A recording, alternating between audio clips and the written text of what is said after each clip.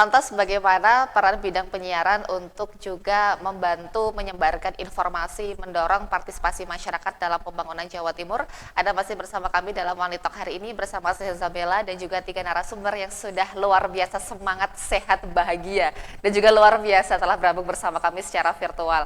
Dan kita akan lanjutkan yang saya juga ingin menanyakan, saya langsung ingin ke Ketua KPID Jawa Timur, Pak Yosua. Lantas ini kalau melihat dari KPID mungkin ada sesuatu yang bisa dievaluasi dari apa yang sudah berjalan di tahun 2022 ini, sekaligus mungkin ada sesuatu yang lebih akan ditingkatkan pada tahun 2023 nanti terkait dengan bagaimana peran dari KPID untuk mendorong peran media penyiaran khususnya di Jawa Timur. Silahkan. Jadi yang pertama Mbak, saya kok ingin nimbrung terkait dengan sosialisasi kinerja anggota DPRD Oh ya, Jatim. siap. Boleh. Ini juga evaluasi kami. Jadi sampai tahun kemarin yang namanya sosialisasi kinerja DPRD Jatim itu masih sangat minim. Terus terang saya itu kasihan banget begitu. Kenapa? Karena memang sosialisasi yang dilakukan sekarang hanya sebatas sosialisasi pribadi sebagai anggota dewan.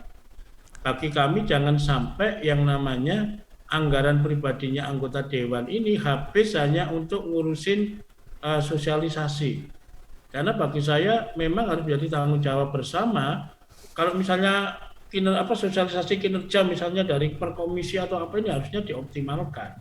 Karena bagaimanapun di balik semua proses pembangunan yang berjalan, partisipasi Bapak Ibu, teman-teman anggota dewan ini luar biasa. Tetapi hari ini nuwun sewu, ada sebuah narasi negatif yang dibangun di media sosial. Ini saya cerita sedikit. Mohon maaf Pak Rohani.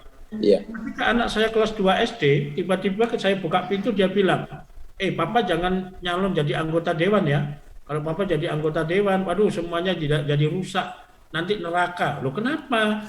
Karena anggota dewan itu koruptor, pencuri uang rakyat, pencoleng. Saya kaget. Dia kelas 2. Lalu saya tanya, kok begitu? Enggak begitu. Mereka ini kerja keras loh. Enggak Pak, katanya ada yang bilang begitu. Siapa?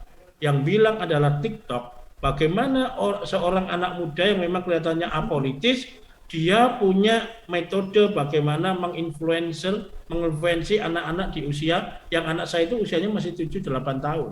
Nah coba bayangin, saya sepakat memang anggarannya Kominfo ditingkatkan, tetapi dengan catatan itu memang untuk penguatan verifikasi fakta. Hari ini sudah begitu, selalu saya ingat di pemikiran saya. Kemudian untuk sosialisasi melalui lembaga penyiaran, anggota Dewan DPRD Jawa Timur ini kecuali atas inisiatif pribadi dan itu pasti kosnya tinggi Pak Rohani ya. Kosnya tinggi kalau urusan media itu, ini saya belak-belakan aja sih. Itu apa? Mesti kalah dengan pemain lokal atau kalah dengan nasional. Kalau mereka lihat TV nasional yang banyak sinetronnya, ada headline ya urusannya pejabat itu aja. Terus ruangnya Pak Rohani gimana? Ini maksud saya dari sisi tanggung jawab publik, bukan beliau. Beliau ini tidak usah menggunakan media ini ya sudah, mau 10 periode bisa beliau. Tapi masalahnya bagi saya ini urusan keadilan. Keadilan bagi masyarakat mendapatkan informasi yang komprehensif. Jangan sampai masyarakat punya persepsi negatif, akhirnya anti institusi, dan akhirnya bermasalah. Termasuk ini terkait dengan kasus OTT yang di DPRD Jatim, jangan sampai masyarakat kebiah-uyah. Saya kira itu tidak menguntungkan untuk pembangunan. Biarlah proses hukum ditegakkan, masyarakat cukup mendukung yang baik. Kalau memang ada kesalahan yang ngapain? Nah, inilah jadi peringatan saya untuk kawan-kawan media juga begitu. Tapi alhamdulillah puji Tuhan media di Jawa Timur adalah media yang santun, akomodatif, dan punya toleransi tinggi. Ini yang memang kami banyak ingatkan itu adalah kawan-kawan media nasional. Urusan OTT jangan diginiin. Nanti hari ini gesernya ke gubernur dan lain-lain, kantor gubernur.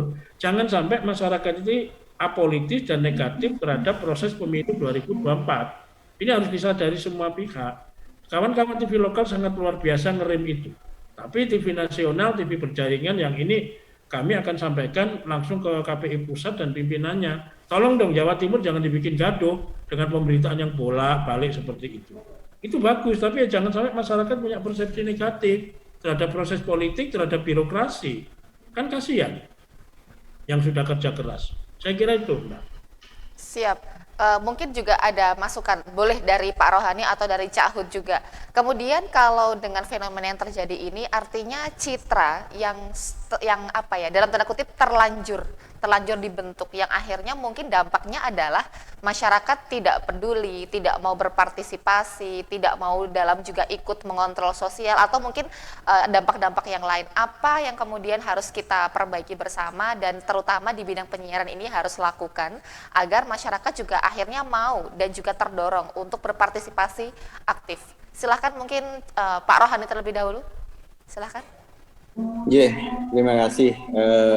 Jadi harus kita sadari pentingnya sebuah kontrol sosial yang itu diemban oleh media sebenarnya. Memang kontrol sosial ini ibarat jalan itu mendaki. Kita bisa melihat beberapa kasus di TV One, tidak menyebut merek ya, di beberapa media nasional pun ketika sudah tema yang diambil kontrol sosial, itu tidak mudah bagi mereka. Tetapi ini harus diambil, karena kontrol sosial itu kemudian akan menghadirkan sebuah transparansi, dan transparansi akan menghadirkan sebuah kualitas pembangunan yang lebih baik. Pembangunan yang diawasi dan segala macam oleh semua stakeholder, itu saya yakin kualitasnya akan lebih baik daripada kemudian yang berjalan saja tanpa adanya pengawasan. Karena itu saya pikir ini penting bagi lembaga penyiaran untuk memberikan porsi yang lebih terhadap fungsi kontrol sosial ini. Memang hiburan dan segala macam mungkin secara bisnis itu bagus lah, tetapi bagaimanapun kita ini sama-sama punya nurani. Hari ini mau diakui atau tidak, proses pembangunan kita itu melalui proses politik.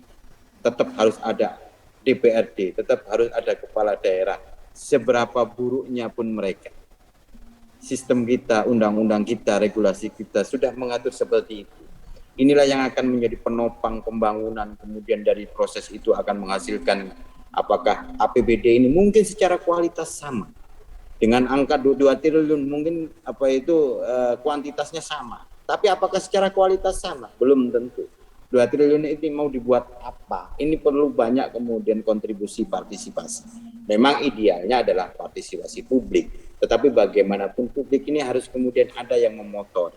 Lah, yang memotori itulah sebenarnya lembaga penyiaran ini. Dengan apalagi sekarang dengan digital yang kemudian menggairahkan kembali dunia pertelevisian. Hari ini semua masyarakat itu bertanya-tanya meskipun banyak komplain terkait set-top box, tetapi kemudian yang dihasilkan oleh kemudian platform digital ini seperti apa?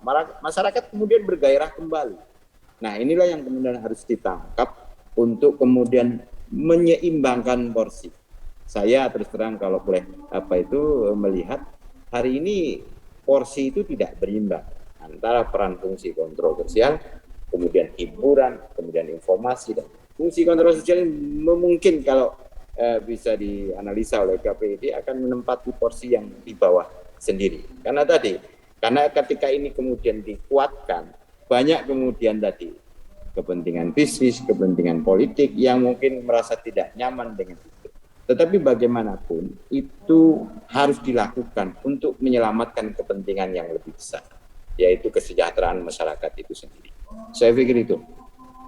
Siap. Tapi mungkin kalau secara sekilas begitu, terlepas dari media penyiaran terestrial, TV dan juga radio, mungkin juga masing-masing narasumber juga mengamati begitu. Kalau kita melihat di media sosial, sekarang ini pejabat publik atau mungkin instansi OPD dan juga yang berkaitan dengan pelayanan kepada masyarakat, mereka ini selain juga melakukan sosialisasi melalui TV radio, mereka juga sering untuk membuat konten di media digital. Apakah mungkin ini juga sebagai upaya untuk semacam menjadi penetral di tengah informasi yang lalu lalang di media sosial dan juga di media yang lain yang mungkin banyak negatif, sehingga ini adalah bentuk upaya dari para pejabat publik atau mungkin dari instansi atau yang lain untuk menjadi penetral, sehingga mereka tahu oh ini yang mereka lakukan, mereka kunjungan seperti ini hasil rapatnya dan seterusnya. Atau mungkin kita akan bahas lebih lanjut dan lebih lengkap nanti setelah iklan yang berikut ini.